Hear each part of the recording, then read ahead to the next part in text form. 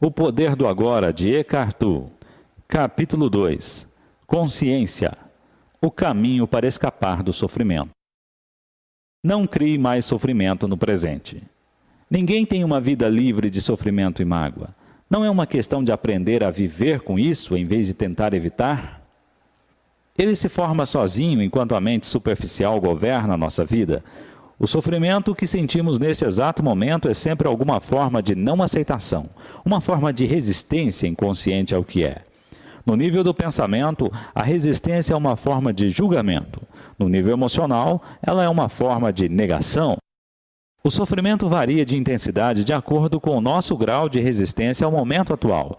E isso, por sua vez, depende da intensidade com que nos identificamos com as nossas mentes. A mente procura sempre negar e escapar do agora. Em outras palavras, quanto mais nos identificamos com as nossas mentes, mais sofremos. Ou ainda, quanto mais respeitamos e aceitamos o agora, mais nos libertamos da dor, do sofrimento e da mente. Por que a mente tem o hábito de negar ou resistir ao agora? Porque ela não consegue funcionar e permanecer no controle sem que esteja associada ao tempo, tanto passado quanto futuro. E assim ela vê o atemporal agora como algo ameaçador. Na verdade, o tempo e a mente são inseparáveis. Imagine a Terra sem a vida humana, habitada apenas por plantas e animais. Será que ainda haveria passado e futuro? Será que as perguntas, que horas são ou que dia é hoje, teriam algum sentido para um carvalho ou uma águia?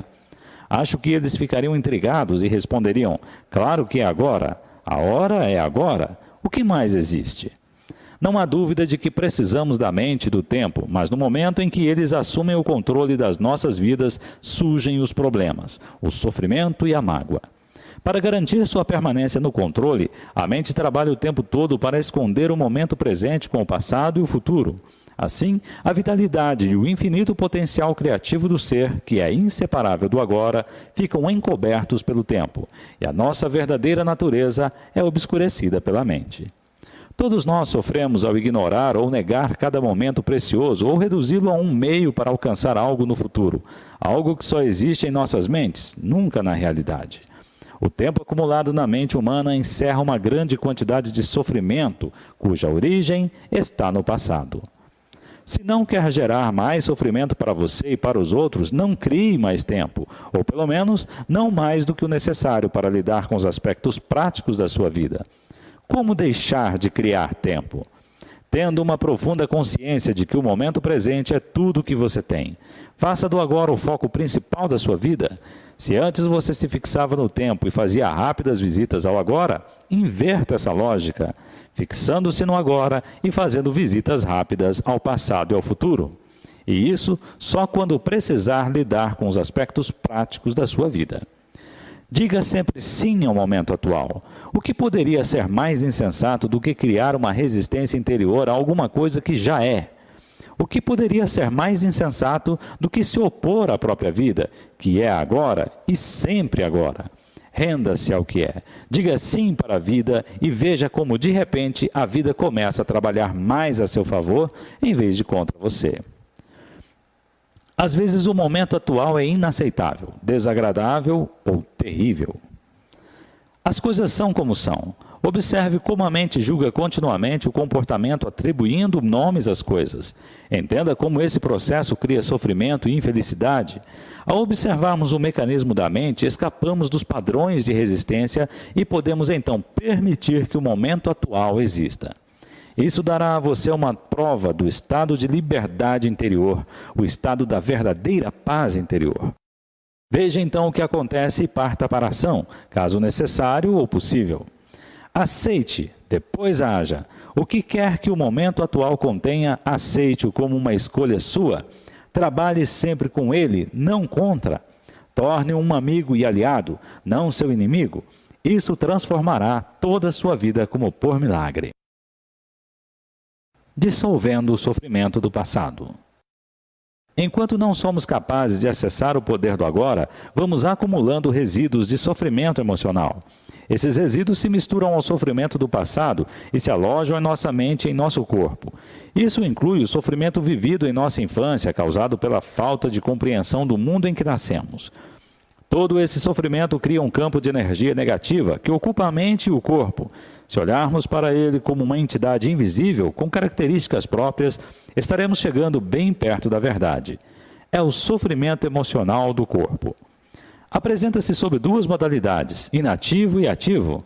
O sofrimento pode ficar inativo 90% do tempo, ou 100% ativado em alguém profundamente infeliz.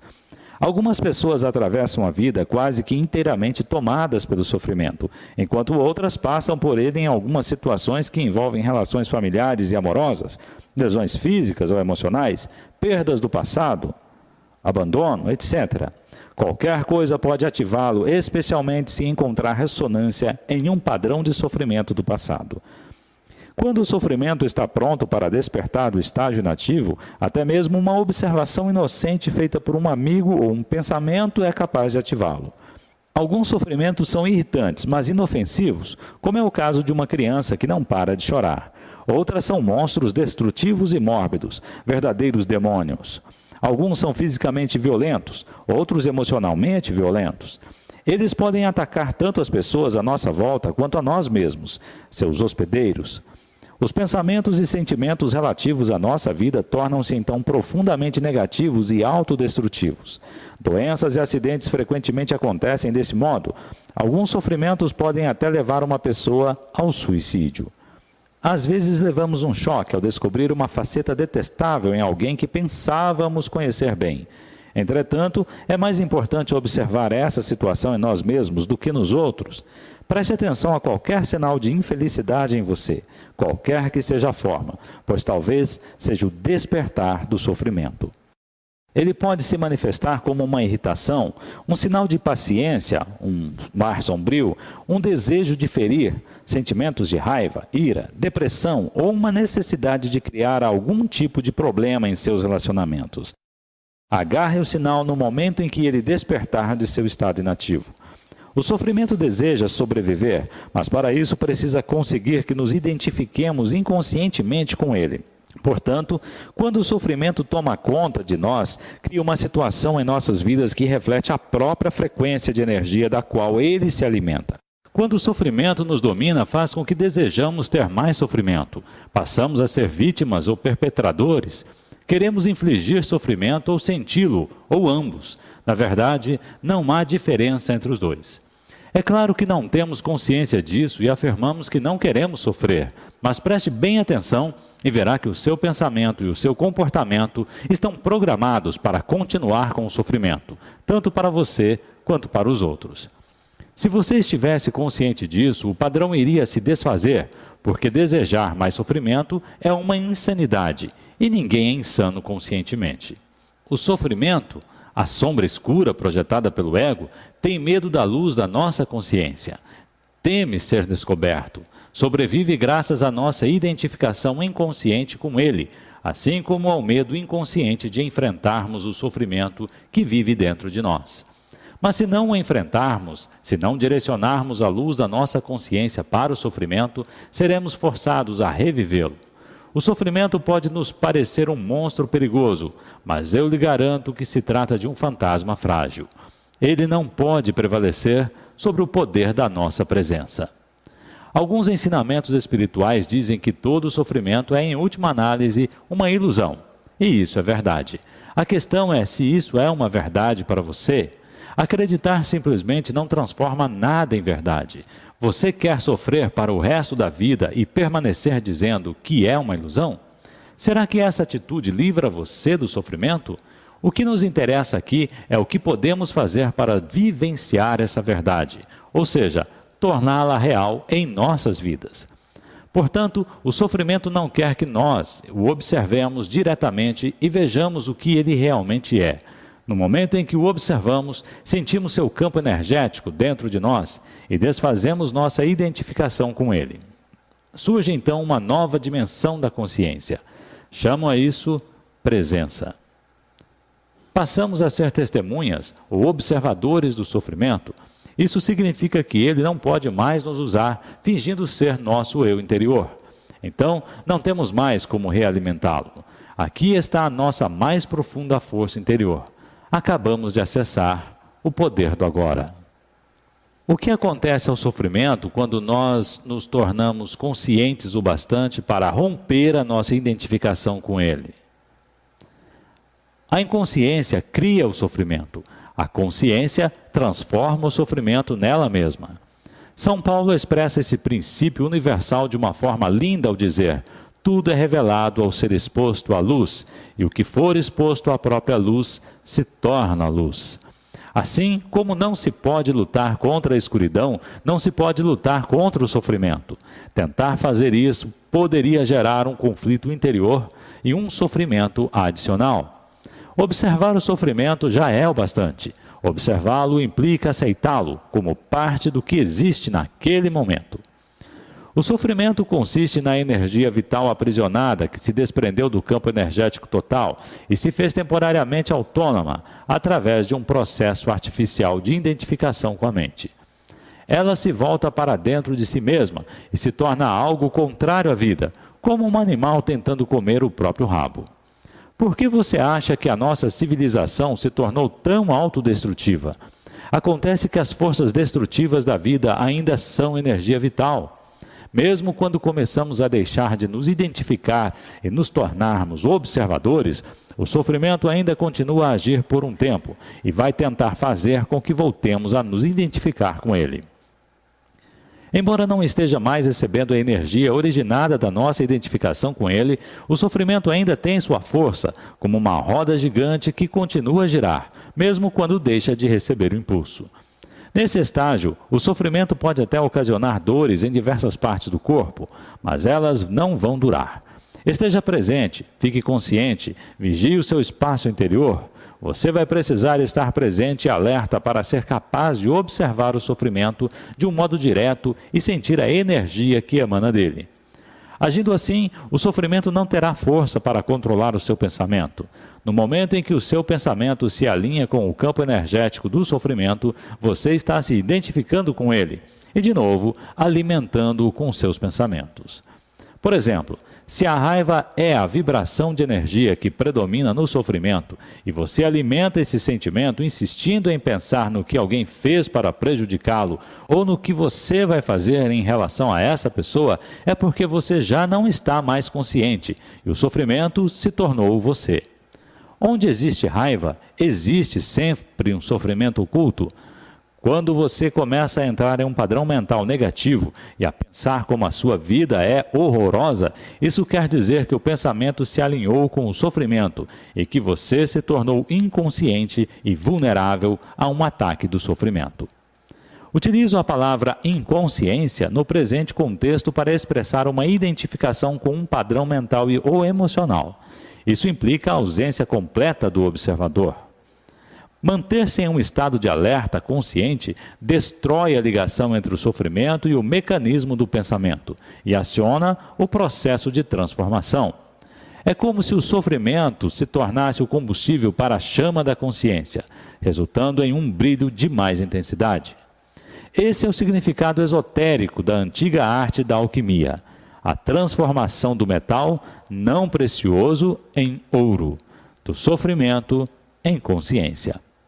A separação interior cicatriza e você se torna inteiro outra vez. Cabe a você, então, não criar sofrimento adicional. Resumindo o processo, concentre a atenção no sentimento dentro de você. Reconheça que é o sofrimento, aceite que ele esteja ali. Não pense a respeito, não permita que o sentimento se transforme em pensamento. Não julgue nem analise, não se identifique com o sentimento. Esteja presente e observe o que está acontecendo dentro de você. Perceba não só o sofrimento emocional, mas também a presença de alguém que observa, o observador silencioso. Esse é o poder do agora, o poder da sua própria presença consciente. Veja então o que acontece. Em inúmeras mulheres, o sofrimento manifesta-se em particular no período anterior ao fluxo menstrual. Mais adiante, comentarei as razões pelas quais isso acontece. No momento, o importante é que você seja capaz de estar alerta e presente quando o sofrimento aparecer e de observar o sentimento em vez de deixar dominar-se por ele. Essas atitudes proporcionam uma oportunidade para a mais poderosa das práticas espirituais e tornam possível uma rápida transformação de todo o passado. A identificação do ego com o sofrimento. O processo que acabei de descrever é extremamente poderoso, embora simples. Poderia ser ensinado a uma criança e tenho a esperança de que um dia será uma das primeiras coisas a serem aprendidas na escola. Uma vez entendido o princípio básico do que significa estar presente observando o que acontece dentro de nós e entendermos isso quando passarmos pela experiência, teremos à nossa disposição a mais poderosa ferramenta de transformação. Não nego que podemos encontrar uma forte resistência interna tentando nos impedir de pôr fim à identificação com o sofrimento. Isso acontecerá particularmente se tivermos vivido intimamente identificados com o sofrimento emocional durante a maior parte de nossas vidas e se tivermos investido nele uma grande parte, ou mesmo todo o nosso sentido de eu interior. Isso significa que construímos um eu interior infeliz por conta do sofrimento e acreditamos que somos essa ficção fabricada pela mente. Nesse caso, nosso medo inconsciente de perder a identidade vai criar uma forte resistência a qualquer forma de não identificação. Em outras palavras, você preferiria viver com o sofrimento, ser o sofrimento, a saltar para o desconhecido, correndo o risco de perder o seu infeliz, mas familiar eu interior. Se esse é o seu caso, observe a resistência dentro de você. Observe o seu apego ao sofrimento. Esteja muito alerta. Observe como é estranho ter prazer em ser infeliz. Observe a compulsão de falar ou pensar a esse respeito. A resistência deixará de existir se você torná-la consciente. Poderá então dar atenção ao sofrimento, estar presente como testemunha e iniciar a transformação. Só você pode fazer isso. Ninguém poderá fazer por você. Mas caso tenha bastante sorte para encontrar alguém intensamente consciente, se puder estar com essa pessoa e juntar-se a ela no estado de presença, isso poderá ser de grande utilidade, acelerando o seu processo. Se isso acontecer, a sua própria luz logo brilhará mais forte. Quando colocamos um pedaço de lenha que tenha começado a queimar há pouco tempo perto de outro que está queimando vigorosamente e depois separamos os dois novamente, o primeiro tronco passará a queimar com uma intensidade muito maior. Afinal de contas, é o mesmo fogo. Ser um fogo dessa natureza é uma das funções de um mestre espiritual. Alguns terapeutas estão aptos a preencher essa função, desde que tenham alcançado um ponto além do nível de consciência e sejam capazes de criar e sustentar um estado de presença intensa e consciente enquanto estiverem trabalhando com você. A origem do medo. Você mencionou o medo como uma parte do nosso sofrimento emocional latente. Por que há tanto medo na vida das pessoas? Uma certa dose de medo não é saudável? Se eu não tivesse medo do fogo, poderia colocar minha mão dentro dele e me queimar. A razão pela qual não colocamos a mão no fogo não é o medo, e sim a certeza de que vamos nos queimar. Não é preciso ter medo para evitar um perigo desnecessário, basta um mínimo de inteligência e bom senso. Nessas questões práticas, é muito útil aplicarmos as lições do passado, mas se alguém nos ameaça com fogo ou com violência física, talvez experimentemos uma sensação como o medo. É uma reação instintiva ao perigo, sem relação com a doença psicológica do medo de que estamos tratando aqui. A doença psicológica do medo não está presa a qualquer perigo imediato, concreto e verdadeiro. Manifesta-se de várias formas, tais como agitação, preocupação, ansiedade, nervosismo, tensão, pavor, fobia, etc. Esse tipo de medo psicológico é sempre de alguma coisa que poderá acontecer, não de alguma coisa que está acontecendo neste momento. Você está aqui e agora, ao passo que a sua mente está no futuro. Essa situação cria um espaço de angústia. E caso estejamos identificados com as nossas mentes e tivermos perdido o contato com o poder e a simplicidade do agora, essa angústia será a nossa companhia constante. Podemos sempre lidar com uma situação no momento em que ela se apresenta, mas não podemos lidar com algo que é apenas uma projeção mental. Não podemos lidar com o futuro. Além do mais, enquanto estivermos identificados com a mente, o ego regerá as nossas vidas. como mencionei anteriormente. Por conta da sua natureza ilusória e apesar dos elaborados mecanismos de defesa, o ego é muito vulnerável e inseguro e vê a si mesmo sob constante ameaça. Esse é o caso aqui mesmo que o ego seja muito confiante em sua forma externa. Agora lembre-se de que uma emoção é a reação do corpo à mente. Que mensagem o corpo está recebendo permanentemente do ego? O falso eu interior construído pela mente. Perigo, estou sob ameaça. E qual é a emoção gerada por essa mensagem permanente? Medo, é claro. O medo parece ter várias causas. Tememos perder, falhar, nos machucar. Mas, em última análise, todos os medos se resumem a um só: o medo que o ego tem da morte e da destruição. Para o ego, a morte está bem ali na esquina. No estado de identificação com a mente, o medo da morte afeta cada aspecto da nossa vida. Por exemplo, mesmo uma coisa aparentemente trivial ou normal, como a necessidade de estar certo em um argumento e demonstrar a outra pessoa que ela está errada, defendendo a posição mental com a qual nos identificamos, acontece por causa do medo da morte. Se estivermos identificados com uma atitude mental e descobrirmos que estamos errados, nosso sentido do eu interior baseado na mente corre um sério risco de destruição. Portanto, assim como o ego, você não pode errar. Errar é morrer. Muitas guerras foram travadas por causa disso e inúmeros relacionamentos foram destruídos. Uma vez que não estejamos mais identificados com a mente, não faz a menor diferença para o nosso eu interior estarmos certos ou errados. Assim, a necessidade compulsiva e profundamente inconsciente de ter sempre razão, o que é uma forma de violência, vai desaparecer. Você poderá declarar de modo calmo e firme como se sente ou o que pensa a respeito de algum assunto, mas sem agressividade ou qualquer sentido de defesa. O sentido do eu interior passa a se originar de um lugar profundo e verdadeiro dentro de você, não mais da sua mente. Tenha cuidado com qualquer tipo de defesa dentro de você. Está se defendendo de quê? De uma identidade ilusória? De uma imagem em sua mente? De uma entidade fictícia? Ao trazer esse padrão à consciência, ao testemunhá-lo, você deixa de se identificar com ele. Sob a luz da sua consciência, o padrão de inconsciência irá se dissolver rapidamente. Esse é o fim de todos os argumentos e jogos de poder, tão prejudiciais aos relacionamentos. O poder sobre os outros é a fraqueza disfarçada de força. O verdadeiro poder é interior e está à sua disposição agora. O medo será uma companhia constante para qualquer pessoa que esteja identificada com a mente e, portanto, desconectada do seu verdadeiro poder, o eu profundo enraizado no ser. O número de pessoas que conseguiram alcançar o ponto além da mente é extremamente pequeno, o que nos leva a presumir que virtualmente todas as pessoas que você encontra ou conhecem vivem em um estado permanente de medo. Só o que varia é a intensidade. Ele flutua entre a ansiedade e o pavor numa ponta da escala e um desconfortável, vago e distante sentido de ameaça na outra.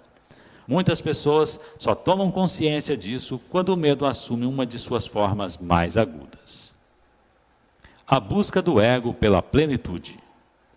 Um outro aspecto do sofrimento emocional é uma profunda sensação de falta, de uma incompletude, de não se sentir inteiro. Em algumas pessoas isso é consciente, em outras não. Quando está consciente, a pessoa tem uma sensação inquietante de que não é respeitada ou boa o bastante. Na forma inconsciente, essa sensação se manifesta indiretamente como um anseio, uma necessidade ou uma carência intensa. Em ambos os casos, as pessoas podem acabar buscando compulsivamente uma forma de gratificar o ego e preencher o buraco que sentem por dentro. Assim, empenham-se em possuir propriedades, dinheiro, sucesso, poder, reconhecimento ou um relacionamento especial para se sentirem melhor e mais completas. Porém, mesmo quando conseguem todas essas coisas, percebem que o buraco ainda está ali e não tem fundo. As pessoas veem então que estão realmente em apuros, porque não podem mais se enganar. Na verdade, elas continuam tentando agir como antes, mas isso se torna cada vez mais difícil. Enquanto o ego dirige a nossa vida, não conseguimos nos sentir à vontade, em paz ou completos, exceto por breves períodos, quando acabamos de ter um desejo satisfeito. O ego precisa de alimento e proteção o tempo todo, tem necessidade de se identificar com coisas externas, como propriedades, status social, trabalho, educação, aparência física, habilidades especiais, relacionamentos, história pessoal e familiar, ideais políticos e crenças religiosas. Só que nada disso é você. Levou um susto agora ou sentiu um enorme alívio? Mais cedo ou mais tarde você vai ter que abrir mão de todas essas coisas. Pode ser difícil de acreditar, e eu não estou aqui pedindo a você que acredite que a sua identidade não está em nenhuma dessas coisas. Você vai conhecer por si mesmo a verdade, lá no fim, quando sentir a morte se aproximar. Morte significa um despojar-se de tudo que não é você. O segredo da vida é morrer antes que você morra e descobrir que não existe morte. Fim do capítulo 2.